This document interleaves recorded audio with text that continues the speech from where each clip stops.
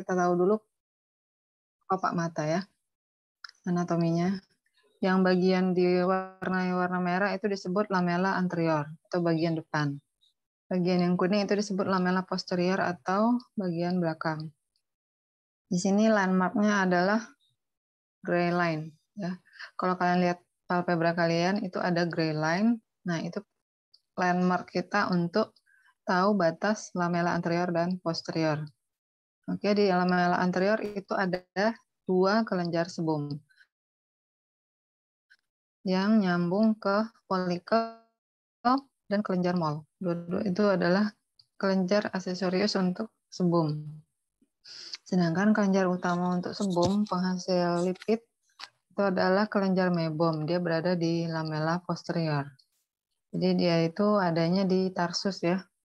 Jadi kalau dari depan kita urut, lamela anterior itu adalah kulit, terus orbicularis oculi yang kelihatan itu lapisan otot, terus septum atau gray line, lalu masuk ke posterior lamela itu adalah tarsus, lalu konjungtiva tarsal.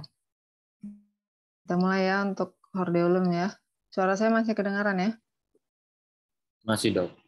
Masih ya, oke. Definisinya hordeolum ini adalah suatu kelenjar sebum yang mengalami inflamasi ataupun infeksi. Sesuai dengan anatominya tadi, dia dibagi menjadi 2 ya. Karena bisa terjadi di lamela anterior ataupun lamela posterior. Kalau dia berada di lamela anterior, itu kita bilang hordeolumnya eksternal. Dan sering dibilang sty. Kejadiannya ada di Zeiss atau mol. Dan kalau internal, itu penyumbatannya atau inflamasinya terjadi pada kelenjar mebom di lamela posterior. Nah, ini kelainannya pasti di kelenjar luar ya, karena mengarah ke arah luar.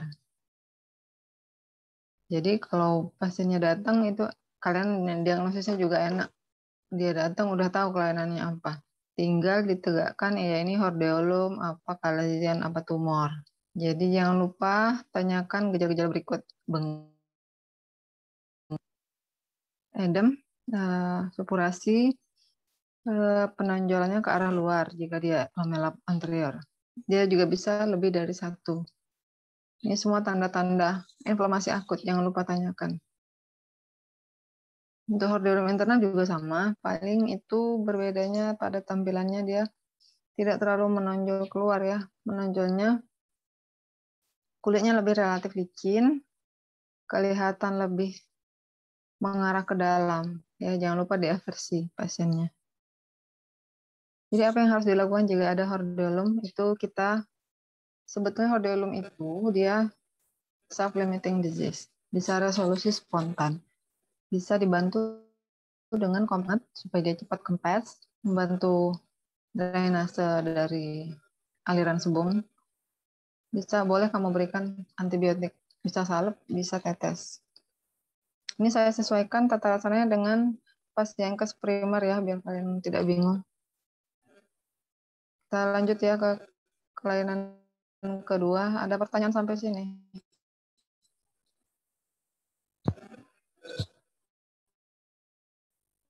Tidak ada? Sepertinya belum ada, Dok. Izin Ada ya? bertanya, Dok. Ya. Izin bertanya, Dok. Untuk yang tadi itu penata laksananya kan ada antibiotik ya, Dok, salep. Apakah digunakannya boleh tidak sampai habis, Dok, dengan IMP atau harus sampai habis ya, Dok? Ya. Jadi kalau untuk salep, untuk obat mata ini kita tidak sesaklek oral ya. Jadi kalau memang pasien itu udah hilang dalam 3 hari, ya tidak apa-apa, dihentikan saja. Jadi dia tidak harus kayak oral, harus 5 hari, kalau nggak resistensi, dia nggak seperti itu. Ya. Lalu ini saya lanjutkan, nanti kalian kalau suara saya tidak kedengaran langsung bilang aja ya. Ya, Dok. Kita mulai lagi ya, kalazion untuk kelainan yang kedua ya. Jadi kalazion ini adalah kelanjutan dari hordeolum yang tidak resolusi dengan komplit ya. Dia tanda-tanda inflamasi akutnya sudah hilang, tapi nodulnya tidak hilang ya. Jadi dia nggak merah lagi, tapi dia masih tetap bengkak. Kalau kamu pegang, pasiennya nggak ini, nggak kesakitan. Kalau ordelum kamu pegang pasiennya kesakitan. Ya, ini patogenesisnya ya. Obstruksi yang berlanjut terlalu lama itu lama jaringan kelenjarnya terganti oleh jaringan granular. Lama jadi seperti kista. Jadi dia memang kolagennya ada kapsulnya ya, ada kantongnya kayak kapsul kayak kista jadinya. Jadi kalau udah kolagen apa masih bisa kita berespon lagi? Masih boleh dicoba kompres hangat, tapi kalau memang sudah diberikan kompres hangat tidak resolusi juga, pasiennya harus menjalani tindakan ini. Kalau di luar negeri suka diberikan setelah insisi diinjeksikan juga steroid, yaitu triamcinolone, untuk mempercepat redanya inflamasi. Jika pasien itu ada riwayat kolagen berulang, harus dicurigai adanya suatu keganasan. Jangan-jangan bukan suatu inflamasi kelenjar sebasea biasa, melainkan bisa jadi suatu karsinoma sel sebasea ya. Jadi kalau kalazion yang sudah terlalu lama, sebaiknya diinsisi saja. Nah, ini kalazionnya kita lebih senang melakukan approach dari belakang ya, karena kosmetiknya lebih baik. Jadi tarsus itu diinsisi untuk membuat saluran agar sumbatan tersebut terbuka. Oke, kita lanjut entropion. Entropion, pokoknya dari namanya udah ketahuan ya, entro, ekpro. Entro itu margonya mengarah ke arah dalam. Ya, sehingga bulu matanya melukai konjungtiva ataupun konjungtivitis namanya. Ini sudah klasifikasi. Ya, ini kalian bisa baca ya. Yang penting itu yang kalian ingat. Yang penting kalian ingat itu klasifikasinya. Entropion yang banyak itu agak evolusional ya, karena efek umur. Jadi ototnya udah kurang tonusnya. Ini gejalanya nyeri berair silau, merah, borem. Satu lagi lupa, mengganjal ya, pasti mengganjal karena ada trichiasis pasiennya. Ya. Kalau dia udah kronik, biasanya injeksi konjungtiva. Kalau sudah makin kronik, dia kekeruhan kornea juga bisa tampak karena sudah melukai kornea. Untuk tata laksana itu tergantung pada etiologinya ya. Kalau dia spastik, mekanikal, untuk sementara boleh diberikan plaster. Margo palpebranya ditarik ke arah luar sehingga bulu matanya tidak melukai bola mata kita. Tapi untuk tindakan definitif itu harus koreksi operatif ya. Ini trichiasis ya pada palpebra superior. Oke, ektropion ini adalah lawan dari entropion. Jadi margonya ke arah luar. Jadi kelihatan udah kayak gitu pasti perih ya. Bagian kelopak yang semestinya terlindungi, tidak terekspos ke udara, terus terekspos ke udara itu pasti perih sekali. Nggak enak sekali. Jadi klasifikasinya ini juga entropion ini evolusional, lebih banyak kita dapati paralitik ya, terutama pasien-pasien stroke ataupun Bell's palsy yang berat. Jadi dia kelopak matanya lagophthalmos sehingga terjadi ektropion, terutama kelopak mata bawah. Ektropion cicatrix juga. Jadi kalau cicatrix tentunya biasanya pasiennya ada riwayat trauma ya, kecelakaan lalu lintas atau ya semacamnya lah yang menimbulkan cicatrix di kelopak. Jadi cicatrix itu menarik kelopak tersebut sehingga tarikan dari luar terlalu kuat, akhirnya otot bagian dalam tidak kuat melawan, akan terjadi ektropion. Paling gampang ini ya ini gejalanya dia mirip-mirip ya, jadi kalian harus inspeksi. Lebih enak lihat gambar sebenarnya. Oh, nah gambarnya nanti ya, gambarnya belakangan. Kita lanjut dulu ya. Blefaritis, etiologinya banyak. Patogennya itu bisa bakteri, virus, jamur, parasit, alergi, squamosa. Tapi yang banyak itu adalah blefaritis squamosa ataupun ulceratif. Blefaritis squamosa ini berhubungan dengan metabolik dan ketombe kelainan seboroid. Ya. Ada ditemukan kerak putih kecil pada akar rambut, pangkal rambut, rambut rontok, tumbuh tanpa distorsi. Jika ada krusta, kalau diangkat krustanya bawahnya itu inflamasi merah ya. Blefaritis ulcerativa ini adalah akibat infeksi Staphylococcus pada margo palpebra. Staphylococcus ini tentunya normal ya, jadi kalau udah overpopulation maka baru bisa blefaritis. Keropengnya berwarna kekuningan bila diangkat, kukus dan berdarah. Kenapa bisa overpopulation Staphylococcus? Tentunya berhubungan dengan hygiene. Folikel rusak menimbulkan madarosis atau rontoknya bulu mata. Lalu jika tumbuh itu kadang tumbuhnya arahnya tidak betul sehingga terjadi trichiasis. Palpebra. Ya, jadi tata laksana blefaritis ini terutama edukasinya untuk personal si pasien ya. Dengan sampo bayi, berikan antibiotik, steroid salep, perbaikan metabolisme, ini maksudnya makanan ya. Epilasi, antibiotik yang sesuai. Ini juga saya ambil dari Pasienkes Primer. Pasienkes Primer ini sangat menekankan edukasi untuk hygiene personal ya. Jadi pasien diedukasi untuk memperbaiki kebersihannya. Kelopak mata dibersihkan dengan air hangat, dikompres 5-10 menit. Jika ada luka di kelopak mata, boleh diberikan salep antibiotik seperti erythromycin, bacitracin, ataupun gentamicin. Kalau mau berikan tetes mata, bisa diberikan 2 tetes setiap 2 jam. Kalau salep itu bisa diberikan 3-4 kali sehari. Oke, ini komplikasi blefaritis yang berat. Untuk bulu mata, trichiasis, luka kornea, keratitis, ya, ordeolum, kalagen. Jadi blefaritis ini sering bergandengan dengan ordeolum juga. Jadi biasanya kita lihat hordeolum ada blefaritisnya nggak pasiennya? Ada, kadang banyak ya. Ini yang tadi kita bilang ektropion sikatrikal. Jadi kelihatan jelas ya sikatrisnya di atas. Itu yang membuat tarikan pada kelopak mata atas.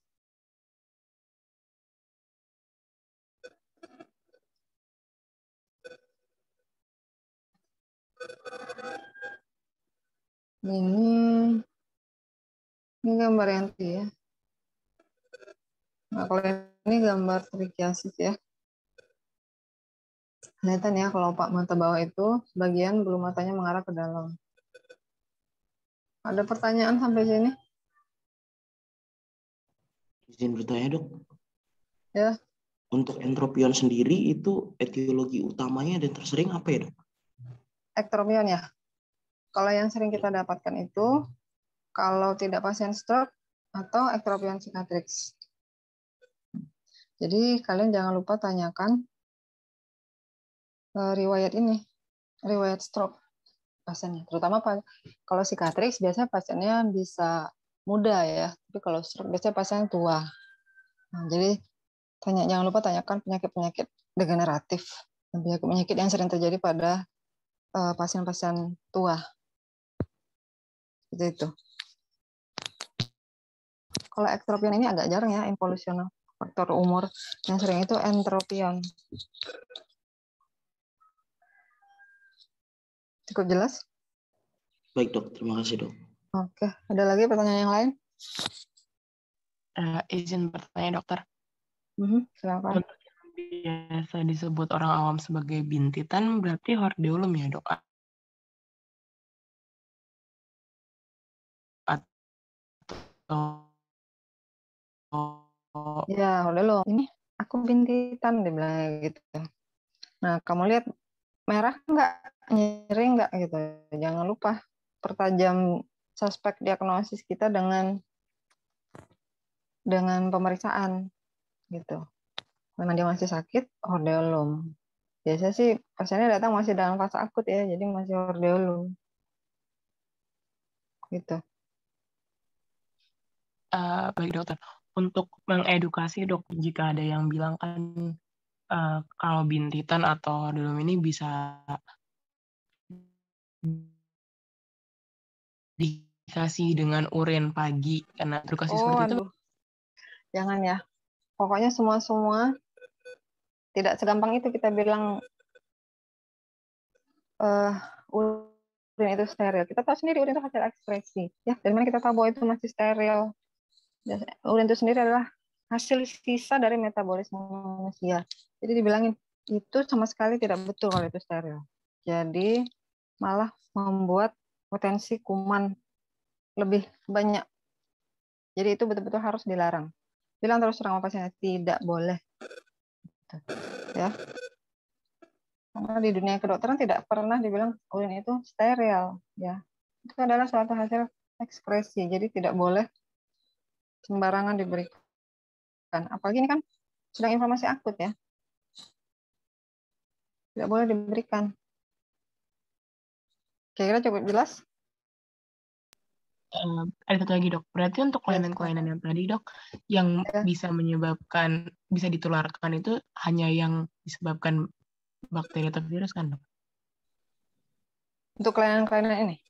Iya. Ya, yang namanya infeksi itu bisa ditularkan. Tapi kalau bintitan sebetulnya tidak menular. Bintitan itu tidak menular karena dia yang sangat contagious itu kan virus ya. Kayak konjungtivitis gitu. Itu memang sangat menular. Cuma direct kontak aja bisa langsung ketularan teman kamu. Tapi kalau bintitan sih enggak.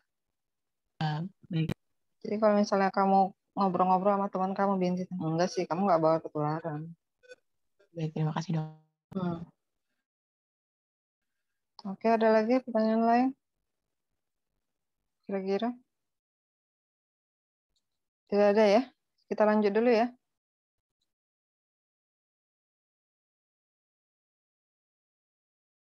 Bentar ya, saya share screen lagi. Ya, dok.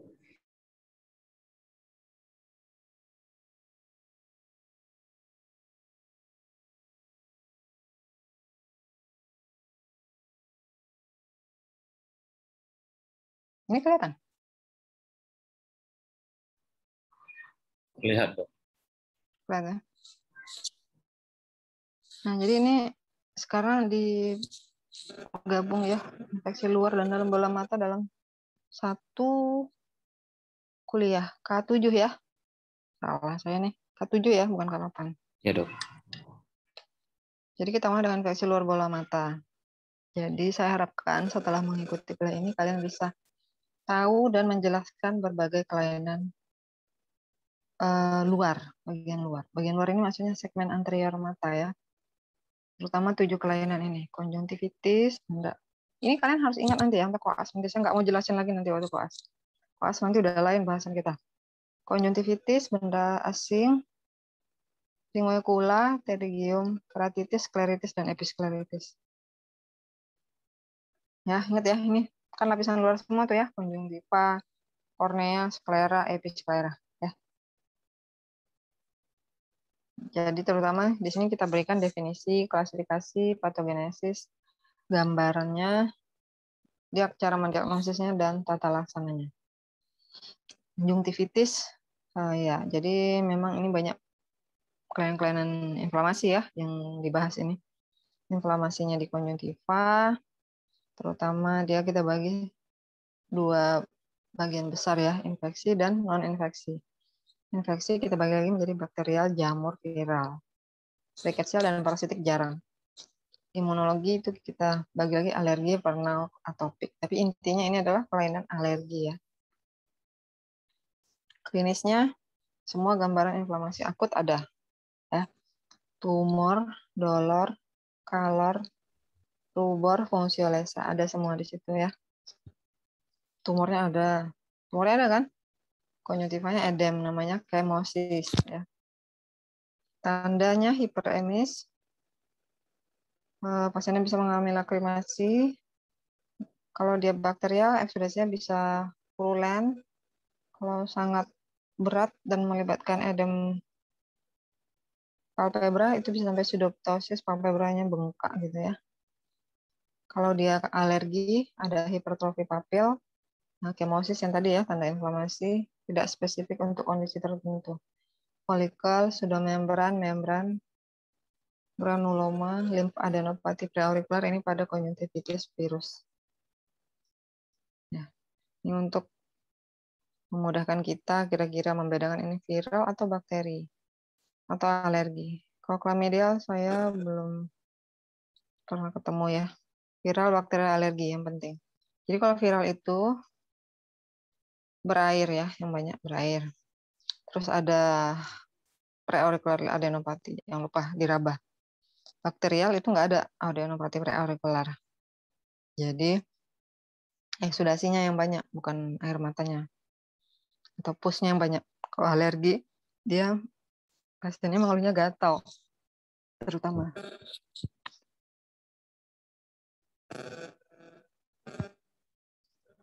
Jadi kalau untuk konjungtivitis bakterial, kita nggak perlu tes, cek-cek diagnostik, langsung aja terapi empiris.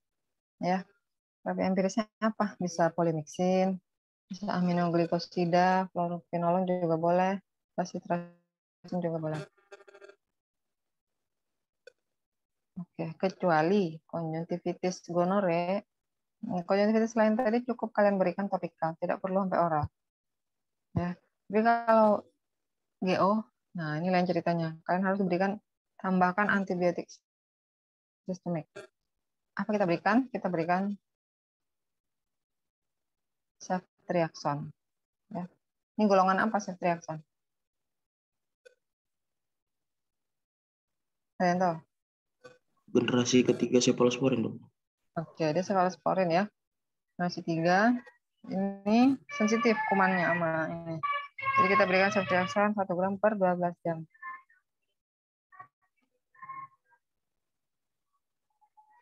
Oke. Tata laksana. Kalau dia, oh ini lain lagi, ini alergi ya. Tadi kan ngomongin bakterial. Ini alergi. Kalau alergi, karena atopik ini sering overlap sebenarnya ya. Saya lebih sering membedakan karena nama atopik ini dari umur. Kalau anpas ini masih anak-anak SD, SMP gitu. Karena ya. Kalau masih ringan kita berikan antihistamin topikal, ringan sedang tambahkan muscle stabilizer. Kalau berat baru boleh berikan steroid. Jangan langsung kasih steroid ya, karena rebound fenomenanya sangat mengganggu penyembuhan permanen. Atopik dapat diberikan kompres dingin, terapi lainnya sama. Oke, benda asing konjungtiva. Saya rasa definisinya cukup jelas. Pasiennya hampir pasti merecall riwayat trauma. Ya, hampir nggak ada pasien benda asing yang nggak ingat kena trauma. Ya, terutama rasa yang dikeluhkan adalah ada yang nyangkut, ada yang ganjal. Tata laksananya tentu saja mengobati penyebab, yaitu mengekstraksi benda asing. Nggak ada gambar ya? Saya ada gambar. Oke, pinguecula. Lanjut dulu ya, pinguecula. Kelainan ketiga itu adalah kelainan konjungtiva bulbar pada bagian anterior nasal dan temporal. Ya, ini diakibatkan oleh paparan sinar ultraviolet. Ini dia nih seperti pendahulu untuk pterygium ya. Sebelum pterygium terbentuk biasanya ada kelainan ini dulu, pinguecula. Yaitu suatu lesi konjungtiva. Itu dia agak elevated, agak timbul ya. Pada limbus. Dia mulai mengarah ke arah limbus. Jadi itu bisa kalian lihat, dia tampak putih kalau kalian center. Bisa tampak dia menebal. Ya. Pasiennya biasanya mengeluh ini, matanya ada selaput atau bolak-balik merah. Ya. Tapi kalau udah sekali muncul dia nggak bisa hilang ya. Jadi harus diedukasi juga sama pasiennya, ini nggak bisa hilang, tapi tidak berbahaya. Gitu. Nah, jadi prinsipnya itu sering aja dilubrikasi supaya tidak terlalu sering meradang. Oke, kita lanjut ke pterygium. Definisinya itu jaringan fibrovaskular. Ya, jaringannya jadi terbentuk dari jaringan ikat dan jaringan vaskular. Berbentuk sayap yang menginvasi kornea. Terutama sangat berkaitan dengan paparan sinar ultraviolet. Jadi memang lebih banyak pada pasien-pasien yang pada orang-orang yang negara tropis, ya, yang paparan sinar ultravioletnya intens, ya. Kalau antara kita sama penduduk Belawan misalnya, nah penduduk Belawan tuh banyak pterygium. Kenapa? Karena mereka tuh nelayan, sering berhadapan langsung dengan sinar matahari. Di sana berat-berat pterygiumnya udah grade 4 semua. Histopatologinya itu adalah degenerasi kolagen, stroma dari konjuntiva tergantikan dengan jaringan fibrovaskular. Nah, gambaran klinisnya itu biasanya dulunya tuh pasien sebelumnya ada tingacula, semakin tropis, semakin ke gas ekuator, prevalensinya semakin besar. Kalau sudah masuk ke kornea itu bisa menyebabkan astigmatisme. Dan pasiennya iritasi. Nah, ini lagi iritasi nih ya. Pelebaran pembuluh darah. Bolak-balik mengeluh merah pasiennya. Ya. Udah masuk ke kornea gini udah ada astigmat mungkin, irregular. Oke, jika sudah kayak yang tadi itu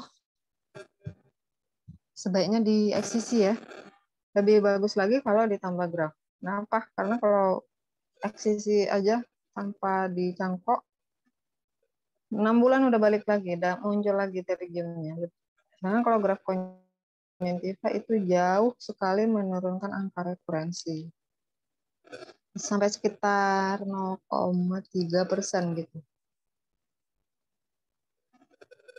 Oke.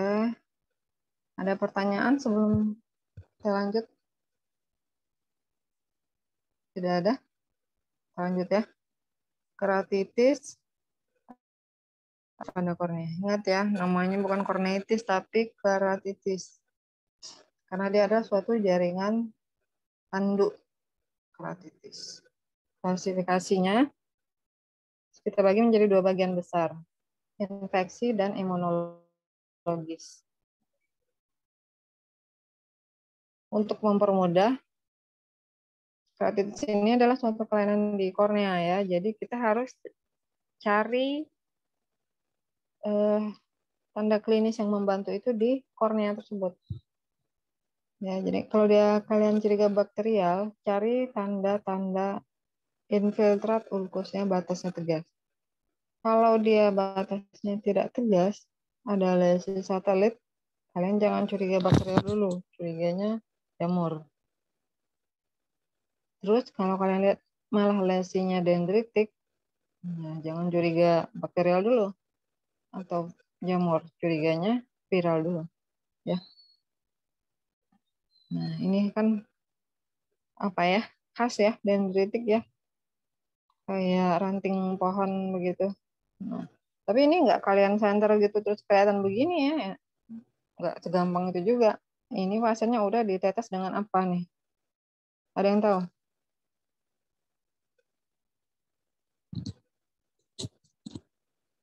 Ada yang tahu nggak kira-kira? Pasiennya ini udah ditetes dengan fluoresen ya, zat yang berfluoresensi. Lalu zat berfluoresensi ini akan mewarnai lapisan kornea yang hilang. Nah, makanya di bagian lapisan yang hilang itu yang dendritik ini. Yang nggak terwarnai artinya epitel korneanya masih intak ya. Lalu diberikan sinar biru, nampak lesinya begini, dendritik. Ya. Kalau ini kira-kira kalian bisa tahu nggak keratitis apa?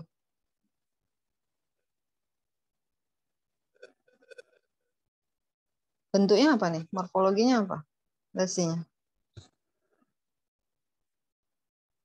Ini adalah satu keratitis jamur ya. Kenapa? Karena lesinya tidak tegas. Bandingkan dengan ini.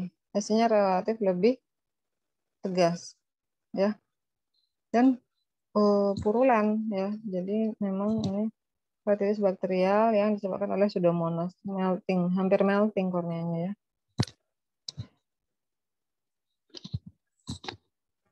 Kadang pasiennya datang dengan morfologi yang tidak jelas. Oh, tapi bukan kadang-kadang ya, semua keratitis sebetulnya wajib dilakukan gram KOH. Ya, walaupun klinis tadi sudah kita berikan, bisa saja tampilan itu meragukan.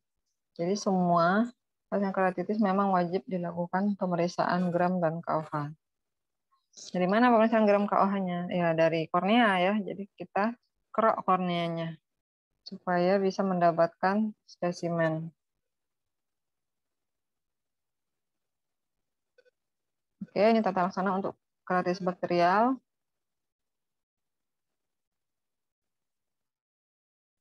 Itu kalian lihat ya. Kita kan biasanya untuk terapi awal, kita nggak bisa tahu ininya. Oh, tapi bisa. Gram. Biasanya itu wajib pasiennya di gram dulu. Kalau gram hasilnya kan langsung keluar. Ya, gitu. Ketemu bakteri, kalian langsung berikan terapi antibiotik. Cefazolin, vancomycin itu tidak ada sediaan mata. Harus buat sendiri, dispense sendiri. Jadi, nah, dokter mata tuh suka memberikan fluoroquinolone jadinya, ya. Fluoroquinolone contohnya ciprofloxacin, levofloxacin, ofloxacin. Ya, itu sudah ada sediaan matanya. Jadi dokter mata nggak capek-capek bikin lagi. Bagaimana kalau keratitis jamur? Itu sediaan yang ada adalah natamicin, sekarang beredar. Voriconazole itu mahal sekali, sampai jutaan. Jadi saya tidak pernah memberikan voriconazole.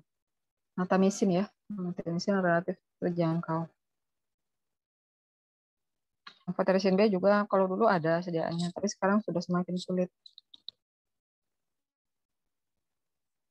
Bagaimana kalau keratitis viral? Nah, kalau viral itu kalian tidak cukup hanya memberikan terapi topikal.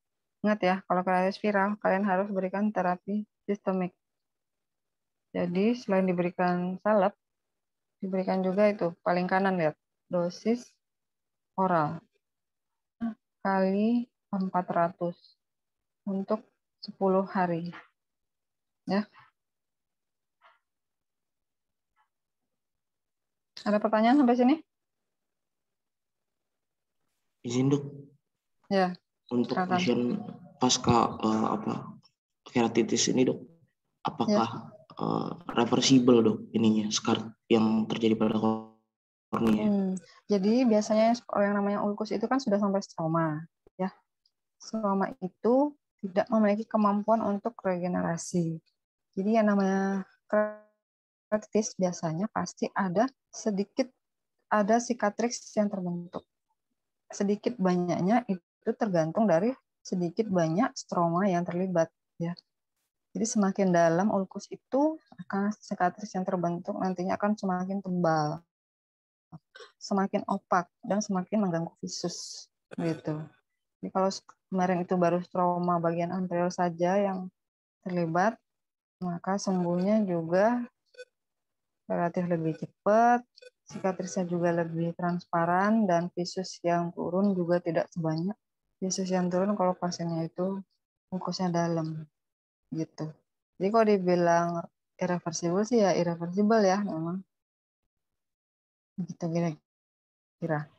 Izin saya lagi dok, pada batas apa dok penilaian kita terhadap scar tissue tersebut sehingga dia itu udah mencapai indikasi untuk transplantasi kornea dok? Oh, jadi kalau transplantasi kornea itu adalah suatu tindakan yang kemampuannya bisa dibilang 50-50, ya, bisa berhasil, bisa enggak. Jadi kita lebih senang melakukan PK itu kalau pasiennya itu memang visusnya sudah termasuk mengganggu kegiatan dia sehari-hari, misalnya 1/60, 3/60 gitu. Tapi kalau misalnya pasiennya itu masih 6/36, 6/60 pun kita masih ragu ya untuk melakukan transplantasi kornea. Kenapa? Karena transplantasi kornea itu ada kemungkinan gagal juga. Jadi kalau dokter mata tuh biasa lebih senang cut off point-nya itu 1/60 ke bawah. 1/60, 1/300, right perception, nah itu untuk ditransplantasi. Tapi kalau di negara maju, yang skill dokternya juga udah lebih bagus ya, dan freshness dari donornya juga lebih bagus, nah itu mereka berani melakukan pada kasus 6/6.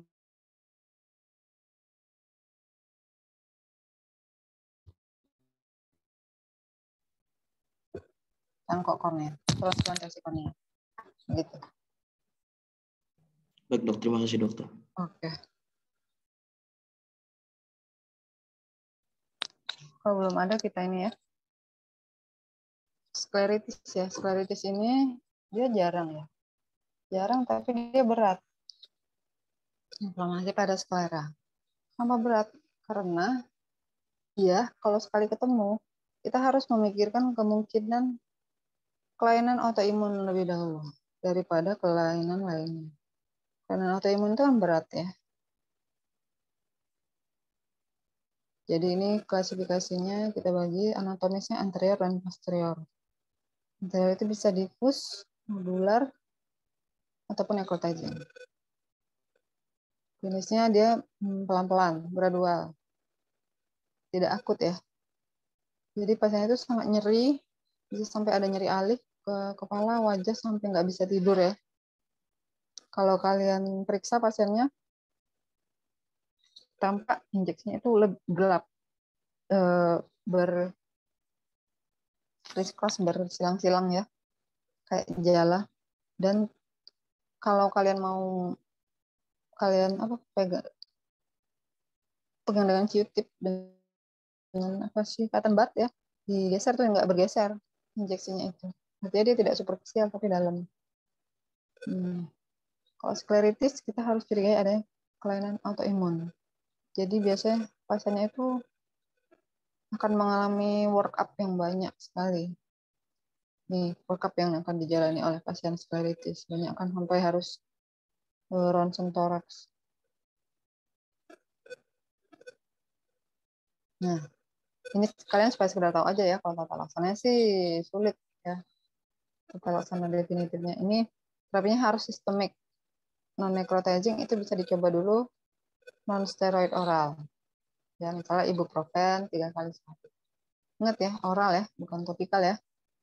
Terus, kalau dia necrotizing, mungkin harus dipertimbangkan pemberian imunomodulator. Awal-awal boleh dia awali dengan steroid oral, tapi steroid jangka panjang kan banyak ya efek sampingnya. Jadi biasanya harus dipertimbangkan di steroid sparing terapi dengan imunomodulator. Oke, kita lanjut ke kelainan di atas sklera ya, episklera. Nah, radangnya ini dia lebih ringan, dan untungnya kalau ini tidak ada implikasi kelainan autoimun biasanya. Ya, dan untungnya dia resolusi sendiri. Dia klasifikasinya bisa yang nodular, bisa yang simple. Kalau nodular dia memang ada nodulnya, ada elevasi. Nah, kalau kalian pegang sama cotton bud tadi beda ya, ini dia ikut bergerak. Kalau skleritis tadi injeksinya nggak ikut bergerak. Warnanya ini merah cerah, salmon pink. Lebih bagus dilihat di bawah sinar matahari, karena kalau sinar lampu kadang kan ada warna yang nggak pas. Terus jika kalian teteskan phenylephrine, injeksinya hilang ya. Kalau skleritis tadi ditetes phenylephrine nggak hilang. Ini kalau kalian tetes phenylephrine dia hilang nih, lebih putih ya. Tampak kan ada sedikit elevasi ya di bagian yang ada pantulan cahaya lampu itu.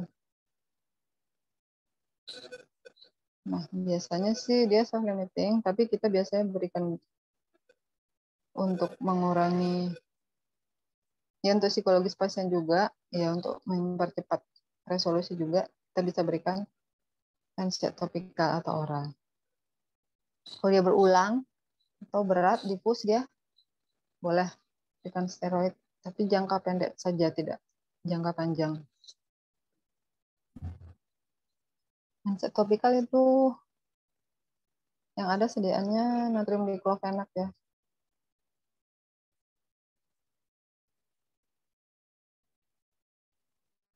Ada pertanyaan ini untuk kelainan kelopak luar.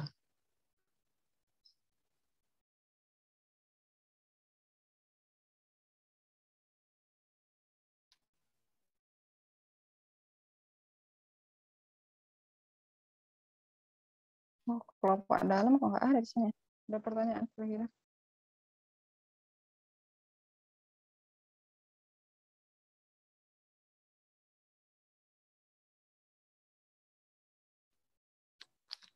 Ini sebetulnya masih ada satu bahan lagi ya, kelainan inflamasi intraokular. Oh, nanti saya kasih aja slide-nya ya, penting ya. Betul. Iya dok. Ini belum ketemu slide-nya ya. Jadi kalau kelainan intraokular yang kalian wajib tahu itu uveitis namanya ya. Uveitis itu menyangkut dari depan tuh iris, badan siliar, dan koroid. Ya. Jadi uveitis ini banyak sekali. Yang penting kalian tahu itu uveitis anterior. Kenapa? Karena itu yang bisa kalian evaluasi sendiri ya. Uveitis anterior itu tanda-tandanya ya, tanda-tanda dari inflamasi di iris ya. Jadi bisa ada cell flare, tapi cell flare ini nggak bisa dilihat dengan senter, harus dengan slit lamp. Yang bisa kalian lihat tanda klinis uveitis anterior itu adalah hipopion. Ya, kalau ada hipopion itu jangan lupa curigai suatu uveitis anterior. DD-nya adalah endophthalmitis. Endophthalmitis itu kelainannya menyangkut segmen anterior dan posterior.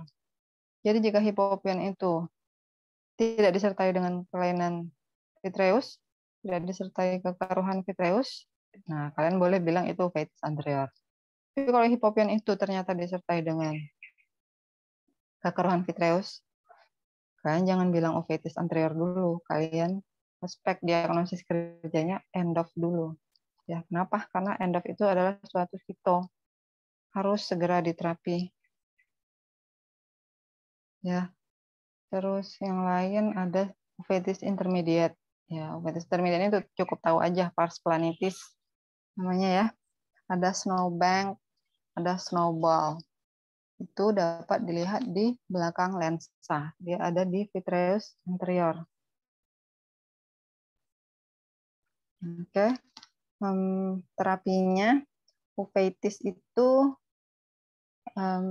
kalau uveitis anterior ini memang nggak SKDI kalian, tapi harus tahu ya, uveitis anterior itu untuk first presenting patient sering banget sekali ya, tanpa workout steroid,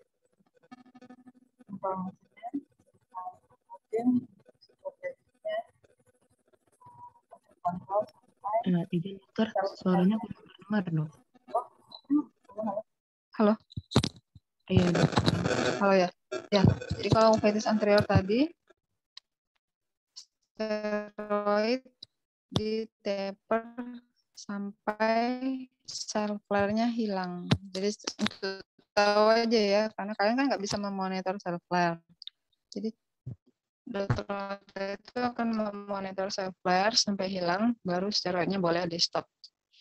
Terus untuk uveitis intermediate itu biasanya diberikan terapi steroidnya nggak anterior lagi, tapi langsung dengan injeksi. Injeksinya injeksi steroid subtenon namanya ya. Oke, ada.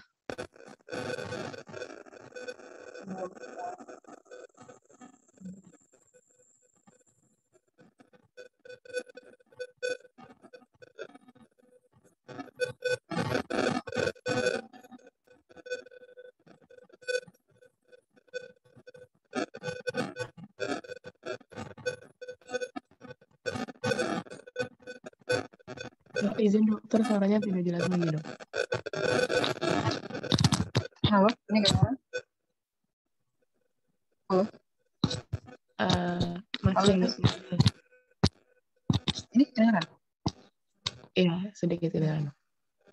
Iya, saya belum berhasil ya menemukan slide saya yang satu lagi nih. Nanti saya ini kan ya, saya berikan ke accounting-nya aja ya.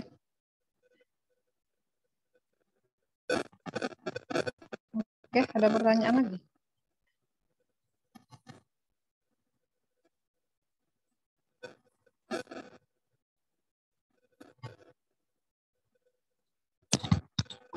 Nggak ada pertanyaan lagi ya?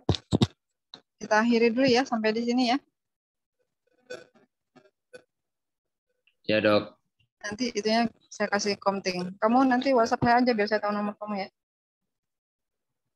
Ya dok. Oke, kita akhiri dulu ya, sampai di sini. Assalamualaikum warahmatullahi wabarakatuh. Selamat pagi. Waalaikumsalam.